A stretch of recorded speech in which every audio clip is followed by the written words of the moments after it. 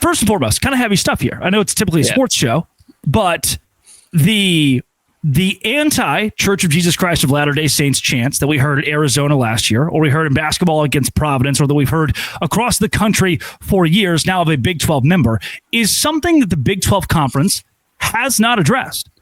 The idea that Colorado fans used a choice four-letter word, starts with F, and then the Mormons, which, by the way, the irony there, they're not Mormons. It's the Book of Mormon, the Church of Jesus Christ of Latter-day Saints. And the weight that it carries when hate speech against a religion is parlayed in the same weekend with a tragedy in Michigan where there was a shooting at a church and the church is set ablaze, where the president of the church passed away, President Nelson, this weekend. Neither you or myself, wearing a BYU hat in solidarity, neither you or myself are members of the LDS faith. Mm-hmm. And we both have an affinity and appreciation for BYU, for Utah, for the Arizona fans, the Arizona State fans, the Oklahoma State fans who are members of the church and practice with the church. But to know, like I know people who reached out to me. I know people who tweeted stuff out about, hey, this Colorado fan base was worse than we've seen in a long time. From F the Mormons to female staffers for BYU that were being sexually harassed to the things that were yelled and hurled that are based around a faith. It's a lot of this is ignorance and misunderstanding. So here's what I want to come from and attack this with is, one, I think if there was ever F the Catholics, the Baptists, the Jews, it immediately the school was fined hundreds of thousands of dollars. Probably, yeah. Students are expelled. There is a complete and utter harsh reprimand over those that are caught doing it. And it's put to bed against Baylor, against Notre Dame, against anybody in the country. When it happens to BYU, there's not even a slap on the wrist. There's no Big 12 comment. Like there's no fine imposed here. What the Big 12 is telling us right now is, hey, if you discriminate against a faith, that's fine.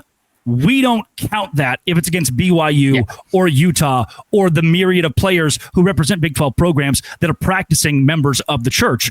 That, to me, rubs me the wrong way, especially on a weekend where so many heavy things are happening around the BYU or Utah or other LDS communities.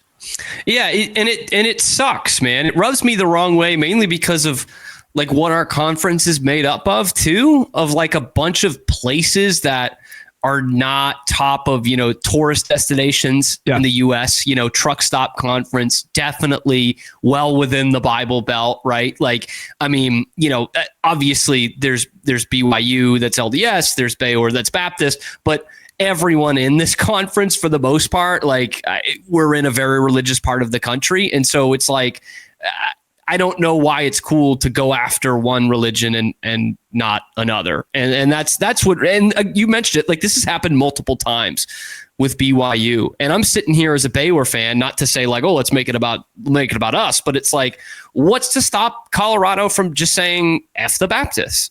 Right. You know what I mean? And how would we feel about that? It's easy to be like, oh, haha, like they're dunking on one of our opponents, but it's like, who's to say that's not going to happen to us?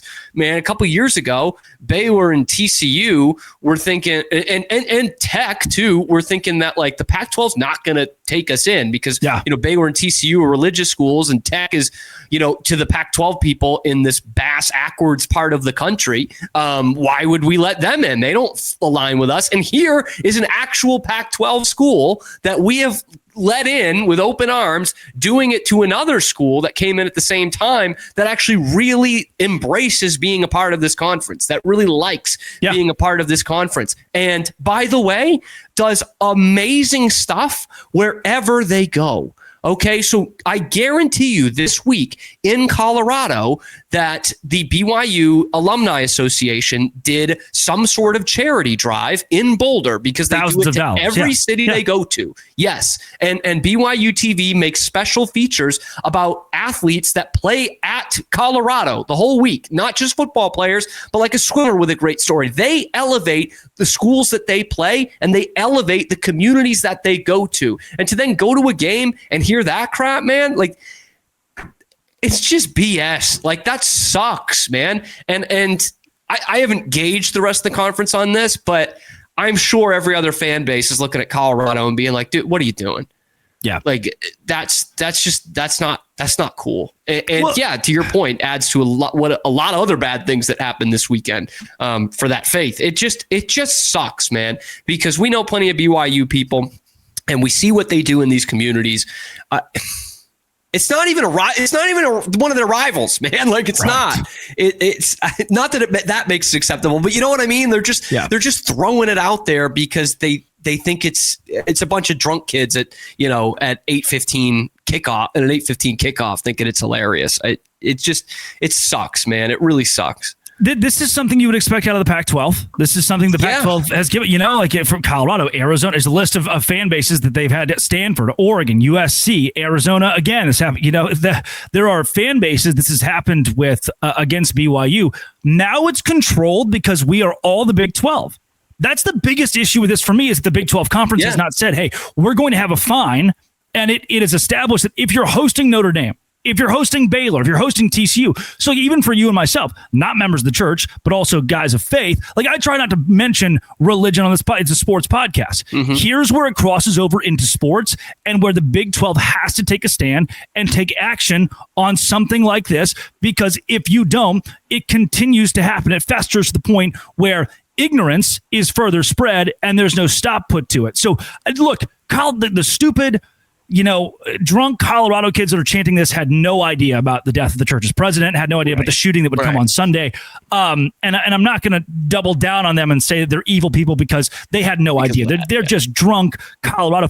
But if we don't, as a conference, take a stand over things like this, then it only festers to the point where those schools that you let into this league that have done it before, or the schools across the country that were in the Pac-12, or Providence out of the Big East that continue to do this, are allowed to get away with it. And it furthers this idea that those, and again, I don't want this to become a completely religious conversation. It's more about the reprimand that should come against things that overtake sports, that are bigger than sports, and when fan bases cross the line. But genuinely, I think most of the conference might not understand, like, oh, well, that the Mormons, as they say, it's a whole different religion. Like, No, their entire basis is the exact same thing as the Protestants and the Catholics. The root thing that everyone talks about is the exact same thing here. They all believe in that one centralized thing. Past that, it's how you get there that may differ a little bit, but it doesn't mean they're a separate religion entirely. So it's a lack of understanding and ignorance.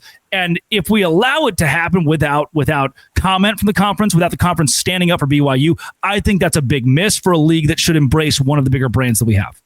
Yeah, and beyond religion too, Drake. It's I don't know, what if they just said F the name your racial class there? Sure, you know what I mean? Yeah.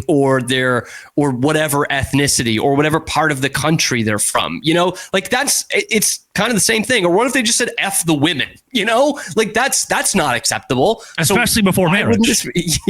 Yes, exactly. So why would this be acceptable? And so far, it's been acceptable. It has been accepted. And that just sucks because again, looking at it in the eyes of a Baylor fan who wants to say, we don't go somewhere, and they say F the Baptist or F the Methodist or for another school. You know what I mean? It's just, it sucks. And especially for a sport like college football that does elevate a lot of, underappreciated parts of the country. A lot of marginalized groups in this country are lifted up through college football much more than professional sports or politics or art or literature. To hear that happen there too, it's a very holier than thou thing from a school and a football program that somewhat through no fault of their own, has been seen as very holier than thou since they got here in the conference. We talk about Utah, but Colorado gets all this coverage with Deion Sanders, and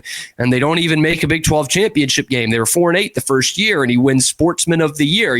It's very holier than thou from a school fan base that feels very holier than thou, and they don't even really want to be here, and they're clearly showing it. Yeah, that's the soapbox. Happened to the Arizona game, and I just think if two things, Brett Mark. One, please, some sort of guardrail on religious discrimination in this conference. Two, just bring back normal rivalries in football, let there be pods or something. I mean, those are my two big things that I want to give to the commissioner right now, if I could give him anything. And octagon tiebreaker after double overtime. Head coaches, just the head coaches. Good.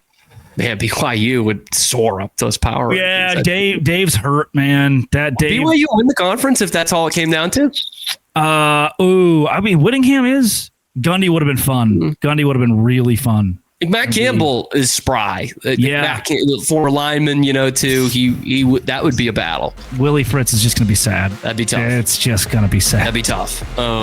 That's Cameron Stewart of Locked On Baylor. This has been and always will be Locked On. Thanks for making our shows your first listen every single day. A crossover with Baylor and Dose Grande.